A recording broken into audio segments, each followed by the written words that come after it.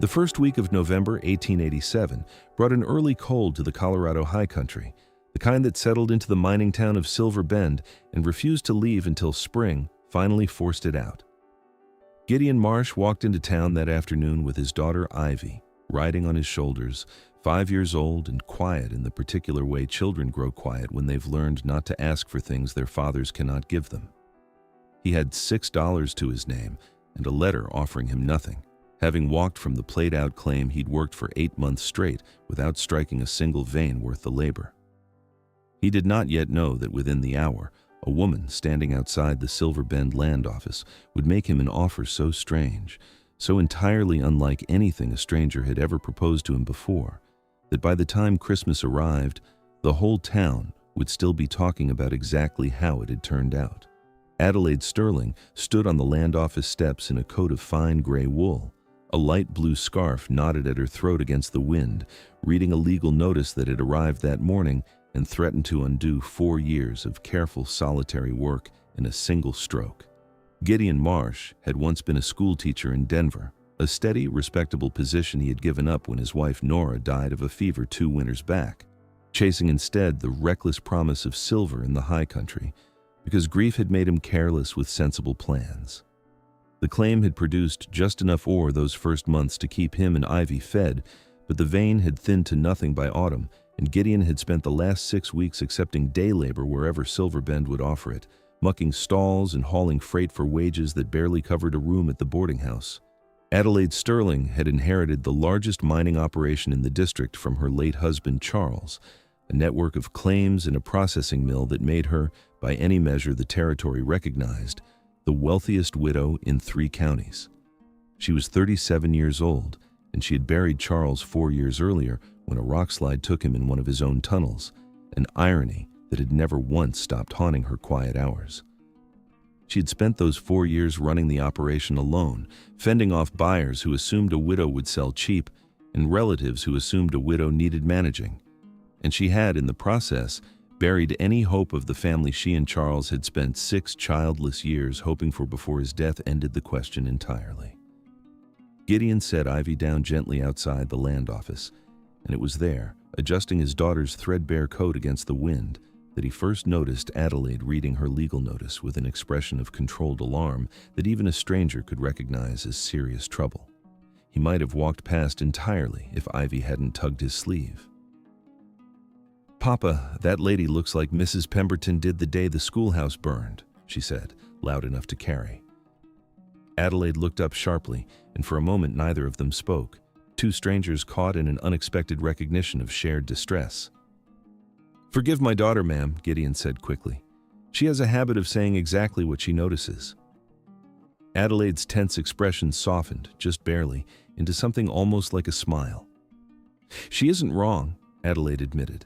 "I've had rather bad news this morning, and apparently it shows plainly enough for a 5-year-old to read it." Gideon hesitated, then asked, more out of instinct than intention, "Is there anything to be done about it?"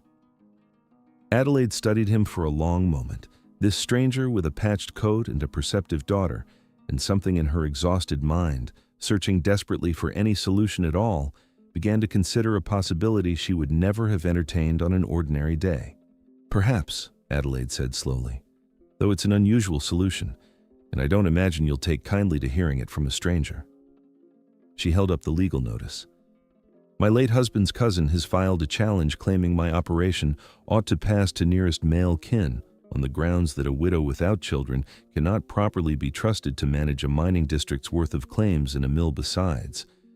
He intends to press the matter before the territorial court, and unless I can demonstrate a stable household, ideally with a husband's name attached to the deed, I fear the court may be more sympathetic to his argument than the law strictly requires." Gideon's brow furrowed. "That seems a poor reason to lose everything you've built." Adelaide's chin lifted. "It is a poor reason. It is also, I'm afraid, the reason territorial courts have used before." She looked at him directly then, weighing something behind her careful composure. "Mr. Marsh, I don't know you at all, but I know you've clearly fallen on hard times, and I have a proposition that might solve both our troubles at once, however strange it sounds, spoken aloud in the middle of the street." "This marriage is only on paper," Adelaide said, and even she seemed startled by how plainly the words came out once she finally spoke them. "I'm not offering you affection, Mr. Marsh, nor am I asking for any beyond what a business partnership requires. I need a husband's name on record before the court hears this challenge, someone respectable enough to demonstrate genuine stability, and in exchange, I can offer you and your daughter a real home, fair wages managing my mill's ledgers, and security neither of you have known in longer than I suspect you'd care to admit." What happened next shocked half of Silver Bend before Christmas ever arrived, though in that moment it consisted of nothing more dramatic than Gideon standing perfectly still on the land office steps, his hat halfway lifted, utterly unable to form a response. "Marry you," he finally managed. "Ma'am, you don't know the first thing about me. I could be dishonest, or worse, for all you've seen beyond a chance encounter on the street." Adelaide held his gaze steadily. "I know you asked whether anything could be done about a stranger's trouble before you'd even introduced yourself properly," she said. "I know your daughter reads distress on people's faces well enough to comment on it.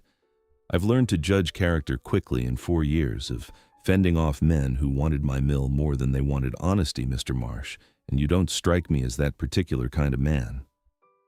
Still, Gideon hesitated, pride rising sharp in his chest despite the desperate practicality of her offer. "I don't take arrangements I haven't earned," he said, "and I won't have this town whispering that I married a woman for her mill while pretending it was anything more honest than a business deal struck on a street corner." Adelaide's eyes flickered with something old and guarded before she pushed it back down. "Then think of it as exactly that," she said. "A business deal, nothing more, entered into by two people the frontier has already tested rather severely. I have a mill and a claim to defend. You have a daughter who deserves better than a played-out silver vein and a room at the boarding house. Charles used to say a mining operation without a stable name behind it is just rock waiting to be taken by whoever files first. I'm asking you to help me prove my late husband's cousin wrong before Christmas, when the court is scheduled to hear the matter."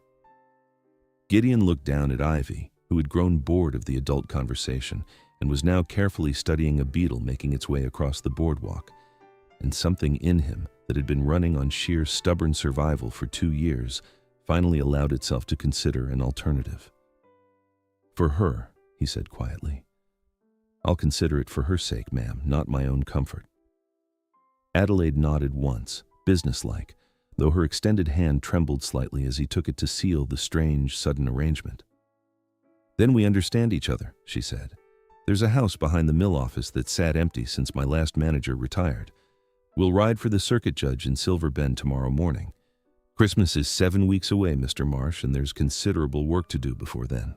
The ceremony itself, held the following morning in Judge Halloway's small back office above the assay shop, lasted less than 10 minutes. No flowers, no music. The judge reading the words in a flat, practiced voice, while Ivy sat quietly on a nearby bench, swinging her legs and watching the proceedings with open curiosity. Gideon said, "I do," in a rasp that sounded older than his 32 years, and Adelaide's voice, when her turn came, was steadier than his, though he felt her hand tremble slightly inside his own. Outside the assay shop, word had already begun spreading through Silver Bend, faster than any telegraph line, and a man in a fine dark coat stood watching from across the street with the patient, calculating stillness of someone who had been expecting trouble and had just found rather more of it than anticipated. His name was Reginald Sterling, Charles's cousin and the very man contesting Adelaide's inheritance, and his expression soured considerably at the sight of the freshly married couple emerging together. "Convenient timing, Adelaide," he called out, his voice carrying easily across the quiet street. "A husband secured mere weeks before a court hearing. I wonder how closely the judge will examine the circumstances of this sudden devotion." Adelaide did not blink. "My husband doesn't care for wasted words, Reginald," she said, "and neither do I." Gideon said nothing at all, simply meeting Reginald's gaze with a stillness that made the man's confident posture falter just slightly at the edges. The house behind the mill office, when Gideon and Ivy moved into it that same afternoon, smelled of cedar and old wood smoke, and Ivy claimed the small second bedroom with a solemnity that suggested she understood, in her own quiet way, exactly how much had changed for both of them in a single strange morning. There was a real supper that evening, more food than Gideon had managed to put on a table in longer than he cared to admit, and he watched his daughter eat without the careful rationing she'd grown accustomed to, her small shoulders finally dropping from around her ears. Adelaide excused herself early, saying she needed to review the mill's ledgers before morning, but Gideon heard, through the thin wall separating the kitchen from her study, the unmistakable sound of quiet, careful weeping, the kind a person allows herself only when she believes the whole house has gone to sleep. He did not knock. A man who has buried a wife understands, better than most, that some grief needs a closed door more than it needs comfort offered by a stranger he'd married that same morning. Instead, he banked the fire low, checked once more that Ivy slept soundly in her new bed, and sat for a long while at the kitchen table, turning the strangeness of the day over in his mind, unable yet to decide whether he had rescued his daughter from hardship or simply traded one uncertain future for another. The weeks that followed settled into a rhythm neither of them had quite expected to find so quickly. Gideon threw himself into the mill's ledgers with the same careful discipline he had once brought to a schoolroom, and within 2 weeks he had identified inefficiencies in the ore processing schedule that had been quietly costing the operation money for months, corrections that impressed Adelaide's foreman considerably more than he cared to admit aloud. Gideon never once asked Adelaide for anything beyond his agreed wages, and when she left a basket of preserves and fresh bread at the house one evening, he returned half of it the following morning with a brief note explaining that Ivy had plenty already. Adelaide, in turn, found herself drawn to Ivy in a way that unsettled her more than she expected, teaching the girl her letters at the kitchen table each evening, listening to her chatter about beetles and clouds and the particular shape of the mountains beyond the mill, discovering in herself a warmth toward the child that 4 childless years had never quite managed to extinguish.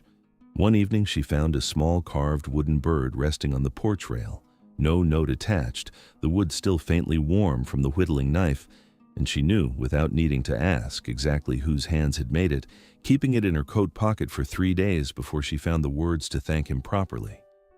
Not every day passed easily. In late November, a sudden drop in ore prices threatened the mill's already fragile finances, and Adelaide spent 3 sleepless nights recalculating budgets, while Gideon sat up with her, reworking wage schedules and shipping contracts until the numbers finally balanced again without a single miner losing his position. "You didn't have to stay up with me through all this," Adelaide said on the 3rd night, exhaustion plain in her voice. "The ledgers were half mine to manage now," Gideon said simply. Seemed a poor sort of husband, even a paper one, who'd let his wife face a crisis alone at her own kitchen table. Adelaide looked at him in the lamplight, this quiet, steady man who had shown up to a strange bargain with nothing but a hesitant daughter and had somehow, in 3 short weeks, made himself genuinely indispensable to an operation 4 years in the building, and found she had no argument left to offer against the growing shape of what she felt developing between them. Word of the sudden marriage spread through Silver Bend exactly as Gideon had feared it might. Women at the Mercantile whispered that the widow Sterling had married a penniless prospector she'd met on the street corner mere hours before the ceremony. That desperation over the court challenge had clearly gotten the better of her judgment, that a marriage struck so quickly could hardly be anything but a convenient fraud designed to fool a territorial judge. Gideon heard a version of it himself at the assay office, 2 miners exchanging a knowing look the moment he mentioned Adelaide's name in an ordinary business matter, and he left the conversation early, his jaw tight with a familiar, exhausted shame. It was the mill's old foreman, a weathered man named Otis Pryor, who had worked for Charles Sterling before him, who finally spoke plainly in Gideon's defense one evening over shared coffee. "I've watched Adelaide Sterling run this mill alone for 4 years without a single complaint from me or anyone else who mattered," Otis said. "I've watched you correct problems in 3 weeks that the last manager never caught in 3 years. Whatever this town wants to whisper about a hasty wedding march, I've never once seen you take a dollar you didn't earn, and that's more than I can say for half the men gossiping about you at the Mercantile counter." But the true danger arrived not as gossip, but as an official summons delivered to the mill office on the 1st of December by a clerk from the territorial court. Reginald Sterling's lawyer had petitioned to move the hearing date forward, citing what he called suspicious circumstances surrounding the sudden marriage, and the court had agreed to hear the full matter publicly before the assembled town of Silver Bend, exactly 3 weeks before Christmas. "He means to make a spectacle of it," Adelaide said, reading the summons with hands that had gone cold despite the mill office's warm stove. "If the court believes this marriage was arranged purely to influence their ruling, they may set it aside entirely as evidence of bad faith, and Reginald's claim succeeds by default." Gideon read the summons over her shoulder, his own expression darkening. "Then we'll have to convince them otherwise," he said. "Convince them how?"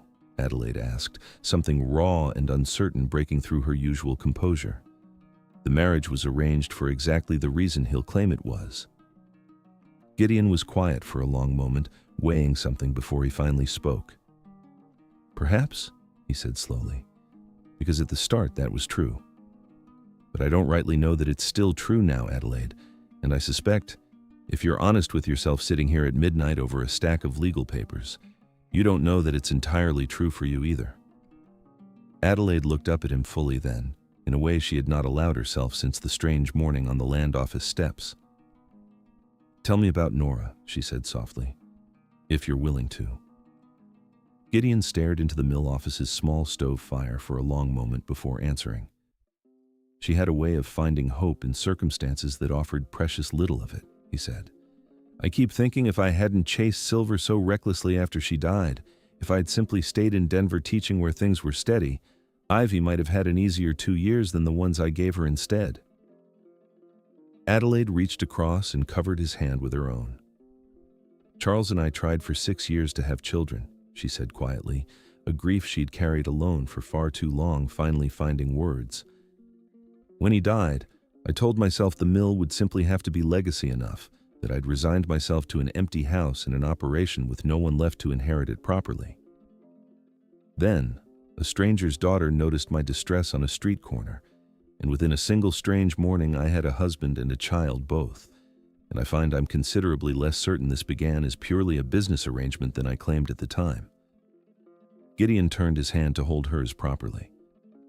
"Then perhaps," he said, "we ought to stop calling it that, whatever the court decides in 3 weeks. We are more than halfway through Adelaide and Gideon's story now, and if a strange bargain struck on a street corner has stirred something in you, take a moment to subscribe so you never miss the next tale from this same forgotten stretch of the Colorado frontier. What do you think the territorial court will decide when Reginald Sterling presses his case in 3 weeks' time? Tell us in the comments whether you believe a marriage that began as a business arrangement can still be judged genuine by a skeptical court. Now, back to Silver Bend, where a mining disaster was about to change everything before the hearing ever had its chance. The accident came without warning on a bitterly cold morning in mid-December, less than 2 weeks before both Christmas and the scheduled hearing, when a support timber gave way deep in the mill's number 3 shaft and brought down a section of tunnel with 3 miners trapped behind the collapse. Word reached the mill office within minutes, and Gideon was among the first to reach the shaft entrance, where a growing crowd of miners and their families had already gathered in the freezing air, the mine's foreman shouting instructions that no one seemed entirely certain how to follow. "The support beams further in are compromised," Otis Pryor said grimly, studying the shaft's dark entrance. "Sending more men in risks bringing the whole section down on top of everyone, rescuers included." Adelaide arrived moments later, her face pale with a fear that went beyond mere business concern, understanding better than anyone present exactly what those tunnels had already cost her once before. "How many trapped?" she asked. 3, Otis said. "Frank Callahan, his brother Tom, and a younger hand named Silas Whitmore. Frank's got a wife and 2 children waiting up top right now." Gideon studied the shaft entrance, then looked at the timber stacked nearby for exactly this kind of emergency repair, and something in his schoolteacher's methodical mind began working through the problem with a clarity that cut through the panic gripping everyone else.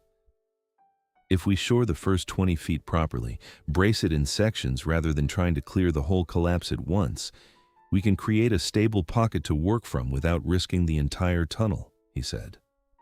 Otis stared at him. You've never worked a mine shaft in your life, Marsh. No, Gideon agreed, but I taught geometry for 6 years, and I've read enough about tunnel bracing during the months I worked my own claim to understand the principle, even if I've never applied it myself. Adelaide gripped his arm. You don't have to be the one to go in, she said, her voice tight with a fear that had nothing to do with business arrangements or courtroom strategy. Gideon looked at her, and then toward the shaft where 3 men's lives hung on how quickly the town could organize itself. 3 fathers and husbands are trapped in there, Adelaide, he said quietly. I've spent 2 years running from things I couldn't fix. I don't intend to run from this one. Gideon worked alongside Otis and 4 volunteer miners for nearly 6 hours, shoring the collapsed section timber by timber, working with the careful, methodical patience that had once made him a good teacher, and now, unexpectedly, made him useful in a crisis no one had prepared him for. Twice the shoring groaned dangerously under new pressure, and twice the rescue party held its breath collectively before continuing, inch by careful inch, toward the trapped men's muffled voices, growing steadily louder as the gap narrowed. Adelaide stayed at the shaft entrance through the entire ordeal, organizing food and hot coffee for the exhausted rescue crews, sitting for a time with Frank Callahan's terrified wife, and holding her hand through the worst of the waiting, understanding in her own bones exactly what losing a husband to these same dark tunnels had once cost her. Just past dusk, a final section of timber gave way cleanly rather than catastrophically, and Gideon's voice, hoarse with hours of shouted instructions, carried up through the shaft with the words the entire gathered town had been praying to hear. We've got them, all 3, alive! The crowd's collective breath released in a sound somewhere between a sob and a cheer, and Frank Callahan's wife broke from Adelaide's side and ran toward the shaft entrance as the first rescued miner emerged, blinking against torchlight after hours in complete darkness. Gideon emerged last, filthy and exhausted, his hands raw and bleeding beneath his gloves, and the moment he cleared the shaft entrance, Adelaide crossed the frozen ground and threw her arms around him without a single thought toward what the watching town might make of it. You fool, she said, her voice breaking on the word, tears cutting warm tracks down her cold cheeks. You beautiful, reckless fool, you could have died down there. Gideon held her against him, both of them shaking with cold and exhaustion and relief all tangled together. I told you, he said quietly. I don't intend to run anymore, Adelaide, not from tunnels and not from whatever this marriage has become since the morning it started. Word of the rescue reached the entire county within days, and by the time Reginald Sterling's hearing finally arrived 3 days before Christmas, half of Silver Bend had already made up its mind about the character of the man Adelaide Sterling had married. The hearing itself proved almost anticlimactic. Reginald's lawyer rose to argue the marriage's suspicious timing, only to be interrupted by Frank Callahan himself, rising unbidden from the gathered crowd to describe in halting but heartfelt words exactly what Gideon Marsh had done for his family 2 weeks earlier, deep in a collapsed tunnel that had nearly claimed 3 lives. Otis Pryor testified to Gideon's careful management of the mill's books. Judge Halloway, who had married them in his own back office weeks earlier, needed remarkably little convincing after that. Whatever circumstances first brought this marriage into being, the judge said, studying Reginald Sterling with an expression that had gone considerably colder over the course of the afternoon, I find no evidence whatsoever of bad faith, and considerable evidence of a man who has proven himself, through both diligent work and genuine courage, worthy of the trust his wife placed in him. The estate stands as originally recorded. This hearing is closed. Reginald Sterling left Silver Bend within the week, his reputation in ruins, and no one in the county ever heard from him again. Outside the courthouse, snow beginning to fall softly over Silver Bend's rooftops, Adelaide turned to Gideon, her eyes bright with unshed tears. The arrangement was for a husband on paper, she said softly. I find I want the real thing now, Gideon. I want the man who crawled through a collapsed tunnel rather than let 3 families fall apart, and who then stood in a courtroom and let the whole town see exactly what kind of man he actually is. Gideon did not answer with words. He crossed the small distance between them right there on the courthouse steps and took her hands. And in front of Judge Holloway, Otis Pryor, and half the town of Silver Bend, he kissed her. It was not a kiss of fleeting relief or courtroom spectacle. It was a kiss of promise, of survival, of two people who had each buried someone they loved and had somehow, against every hard frontier odd, found their way to standing together in the falling snow. Christmas arrived in Silver Bend 3 days later, and the mill office house filled with warmth and real celebration for the first time in longer than either Gideon or Adelaide cared to measure.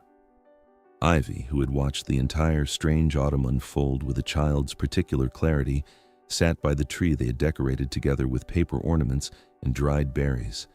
And when Adelaide knelt beside her to help tie a ribbon, Ivy wrapped her small arms around Adelaide's neck without prompting and called her mama for the very first time, the word slipping out as naturally as breath. Adelaide froze completely still, one hand pressed to her heart, tears spilling freely down her face before she gathered Ivy fully into her arms, holding her the way she had once dreamed of holding a child of her own in a house that had finally, truly, stopped being empty. Years later, travelers passing through Silver Bend still spoke of the Sterling mining operation, though most had long since started calling it something simpler: the Marsh Mill, the family who had turned a paper arrangement into the truest marriage the county had ever witnessed. Otis Pryor, grown grayer with each passing winter, still told newcomers the story of that December rescue, always ending it the same way, that he had never seen a schoolteacher's geometry lessons save 3 men's lives before, and doubted he ever would again. They no longer spoke with the mocking whispers of that first strange autumn. They spoke with genuine wonder, the way people speak of something that had, against every hard lesson the frontier ever taught them, turned out right. Above the mantel in the mill house, beside the small carved wooden bird, worn smooth from years of handling, hung the very legal notice that had once threatened everything, framed now beside a photograph taken the Christmas ivy, first called Adelaide Mama. It started as a marriage on paper, Adelaide liked to say to anyone who asked about it, and it ended with the truest family I ever thought I'd get to have. Family isn't always about the blood that runs in a person's veins. Sometimes it's about the people who show up in a moment of desperate need, however strange the arrangement first appears, and choose, with everything they have, to make it real, one honest day at a time, until the paper stops mattering at all. It's about the hard bargains desperate people strike simply to survive a Colorado winter, and the quiet grace that can turn those bargains into something that lasts a lifetime. If Gideon and Adelaide's story stayed with you, tell us in the comments which moment moved you most: the strange bargain on the land office steps, the collapsed mine shaft, or the little girl who called her mama for the very first time on Christmas Eve. Please like, subscribe, and share this story with someone who still believes a marriage of convenience can grow into something genuinely worth having. In our next story, a widowed schoolteacher offers a grieving rancher one impossible winter bargain, and neither of them expects what it will cost to keep it. This is a fictional frontier romance inspired by the real hardships of the American West, and while it touches on grief, poverty, and the dangers of frontier mining, every difficult moment has been told with care and without graphic detail, brought to life here for your entertainment. Until the next trail, keep your fire burning and your heart open to the stranger at your gate. God bless the pioneers, and God bless the hearts that refuse to break.